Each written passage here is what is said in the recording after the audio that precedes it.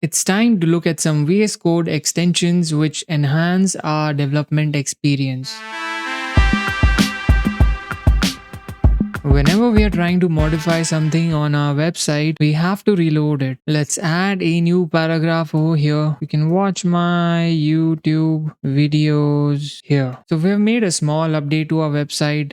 And for it to be reflected in the browser, we need to reload our website. And that is when it shows up over here. Luckily, we have a extension which does this job automatically for us. The way you install extensions in VS Code is by clicking on this extensions icon. And here we are going to search for live server, and we are interested in the one by Ritvik Day, and I already have it installed on my machine. You need to come over here and install it. Once this extension has been installed, you'll see this go live icon over here, and when you do a right click, it will show open with live server and stop live server. So now we are going to open this website by clicking on this. It will start a server and it has opened a new tab over here. So what this is doing is that it will create a web server that will host your files. Till now we were opening our files directly, as you can see over here, but that is not how you open websites in the browser. The web server uses a hypertext transfer protocol to communicate with the browser. And if you take example of any website, let's go to amazon.in, and if you take a look at the address, it makes use of either HTTP or HTTPS, which is the hypertext transfer protocol, which is what we use to transfer the files to the browser over the internet. So when we take a look at the live server address over here, so this basically means that this web server is running locally on your machine. This is your machine's local address, and this is the port number on which this website is available, and this is the file which is being served over here. Instead of typing this, we can also type localhost, and still you will be able to see the contents of your website. Now let's try to make another update over here. This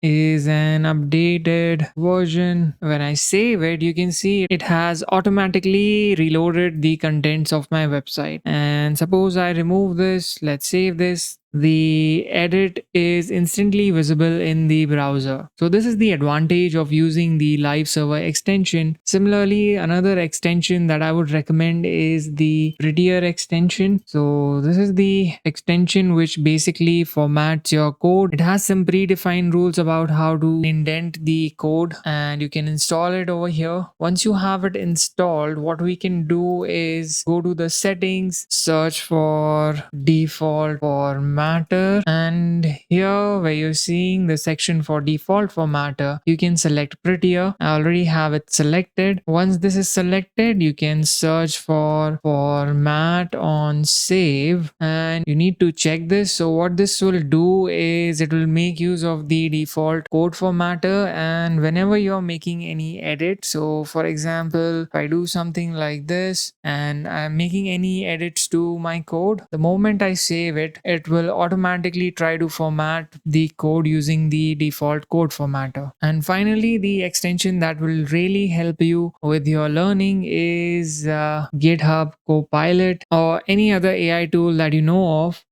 So let's take a look at GitHub Copilot. So this is the one. You need to install it, and then it'll probably ask you to link it with your GitHub account. Once you have it installed, you'll see this icon over here, and you will see another icon over here as well. And here you can open the chat, and wherever you have some doubts, if something is not clear to you, you can use this aspect of it to ask questions such as what is the doc type, and it will give you some answer. Or if you have any question about any tag, what is the image tag?